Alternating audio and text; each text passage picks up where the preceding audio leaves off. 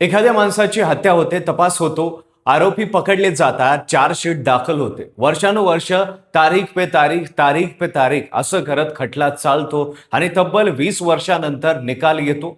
हत्येच्या आरोपात असणारे सगळे निर्दोष सुटतात. मग त्या माणसाचा नेमका खुनी कोण होता हा प्रश्न तसाच राहतो. बराचशी ही देशातली पहिली घटना नाहीये, पण ही घटना जरा विशेष आहे. कारण हे प्रकरण महाराष्ट्राच्या राजकीय इतिहासातील सर्वात गाजलेल्या हत्याकांडांपैकी एक आहे. म्हणजे पवनराजे निंबाळकर हत्याकांड आहे. भरदिवसा एक्सप्रेस हायवेवर एका माजी आमदाराची गोळ्या घालून हत्या केली जाते. त्याच्या ड्रायव्हरचा सुद्धा यात जीव जातो. तेव्हा माजी गृहमंत्र्यावर आरोप ठेवले जातात. सीबीआय तपास होते. 5,000 पानांचे चार्जशीट सादर होते आणि आज 20 जून 2026 रोजी हे सारे प्रकरण अचानक एका धक्कादायक निकालाने संपते. यात निकाल येतो आरोपीपैकी कुणीही दोषी नाही. तर काय आहे संपूर्ण प्रकरण, निकाल यायला इतका उशीर का लागला आणि यात कोणीच दोषी नाही हे कसं शक्य आहे, सविस्तर पाहू या व्हिडिओच्या माध्यमातून. नमस्कार, मी पंकज आणि तुम्ही पाहताय कसं काय. 3 जून 2006 रोजी महाराष्ट्राच्या राजकारणात हा दिवस काळ्या अक्षरांनी नोंदला गेला. सकाळची वेळ होती. काँग्रेसचे ज्येष्ठ नेते पवनराजे निंबाळकर मुंबईहून उस्मानाबादच्या दिशेने निघाले होते. नवी मुंबईतील कळंबोली हायवेवर त्यांची कार येताच 2 अज्ञात इस्मानांनी पाठलाग करत अंधाधून गोळीबार केला. पवनराजे जागीच ठार झाले. त्यांचा चालक समद काझी याचाही त्याच हल्ल्यात मृत्यू झाला. पवनराजे निंबाळकर हे साधे नेते नव्हते. ते तेव्हाचे उस्मानाबाद आणि आताच्या धाराशिव जिल्ह्यातील एक प्रभावशाली राजकारणी होते. 13 सहकारी साखर कारखान्याशी त्यांचा घनिष्ठ संबंध होता आणि त्यांच्या राजकीय वर्तुळात एक ताकदीचे नाव होते. त्यांचे चुलत बंधू म्हणजे तत्कालीन राष्ट्रवादी काँग्रेसचे राज्यमंत्री आणि पुढे गृहराज्यमंत्री बनलेले डॉक्टर पद्मसिंग पाटील हे सुद्धा मोठे नाव होते. सुरुवातीला कळंबोली पोलिसांनी तपास केला. मग नवी मुंबई गुन्हे शाखेने ताबा घेतला. पण वर्ष उलटली तरी तपासातून काही साध्य होत नव्हतं. पवनराजे यांच्या कुटुंबाने मुंबई उच्च न्यायालयाचे दरवाजे ठोठावले. उच्च न्यायालयाने सीबीआयला तपास सोपवण्याचे आदेश दिले. सीबीआय तपासात धागेदोरे मिळू लागले आणि 2009 मध्ये माजी गृहमंत्री पद्मसिंग पाटील यांना थेट अटक झाली. 2002 नंतर पवनराजे निंबाळकर आणि पद्मसिंग पाटील यांच्यातील संबंध बिघडत होत गेले होते. कारणे अनेक होती. तेरणा साखर कारखान्यातील नियंत्रणाचा वाद, स्थानिक निवडणुकांमध्ये स्पर्धा आणि सर्वात महत्त्वाचं म्हणजे कारगिल युद्धनीती घोटाळा. तेरणा सहकारी साखर कारखान्याचे सभासद शेतकरी होते. त्यांनी कारगिल युद्धवीरांसाठी निधी गोळा केला होता. मात्र हा निधी वळवला गेल्याचे प्रकरण समोर आले. सामाजिक कार्यकर्ते अण्णा हजारे यांनी हे उघडकीस आणले. त्यावेळी पद्मसिंग पाटील कारखान्याचे अध्यक्ष होते. त्यांना मंत्रिमंडळातून राजीनामा द्यावा लागला. राजकीय वर्तुळात त्यांची प्रतिमा ढागाळली आणि त्यांना संशय होता की पवनराजे यांनीच ही माहिती बाहेर काढली. पवनराजे यांनी 2003 मध्येच आपल्या जीवाचा धोका असल्याचे लेखी पत्र प्रशासनाला दिले होते. जणू एखादी पूर्वसूचना त्यांना होती. सीबीआयने तपासात उघड केले की 25 ते 30 लाख रुपयाची सुपारी घेऊन ही हत्या घडून आणण्यात आली. मुख्य शूटर म्हणजे पिंटू सिंग, दिनेश तिवारी आणि फरार असलेले छोटे पांडे यांची नावे समोर आली. कट रचण्यात पद्मसिंग पाटील यांचे निकटवर्तीय सतीश मंदाडे, मोहन शुक्ला, शशिकांत कुलकर्णी आणि इतरांचा समावेश असल्याचे म्हटले गेले. सीबीआयने 5,000 पानांचे चार्जशीट दाखल केले. 180 साक्षीदारांचे जबाब नोंदवले. 200हून अधिक कागदपत्रे सादर केली गेली. खटला पनवेल सत्र न्यायालयापासून सुरू होऊन विशेष सीबीआय न्यायालयात पोहोचला. प्रत्यक्ष सुनावणीत 127 साक्षीदार तपासण्यात आले.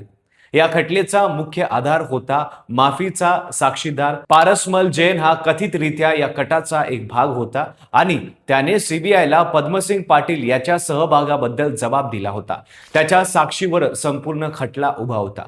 पण न्यायालयात वेगळेच काहीतरी घडले. पारसमल जैनने वेगवेगळ्या वेळी आपण हत्येच्या दिवशी कुठे होतो याबाबत 4 वेगळ्या कथा सांगितल्या.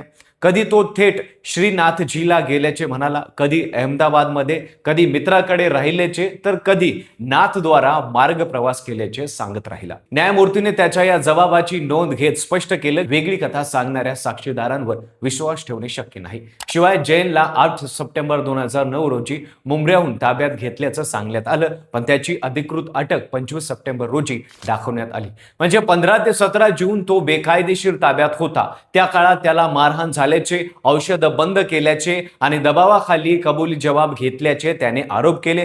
सरकारी पक्षाला हे सारे न्यायालयात स्पष्ट करता आले नाही. तपासातील आणखीन एक गंभीर चूक न्यायालयाने दाखवून दिली. हत्येत वापरलेली गाडी पूर्णपणे जळून खाक झाली होती, तरी जप्ती पंचनामे तिचा रंग हिरवा नोंदवला गेला.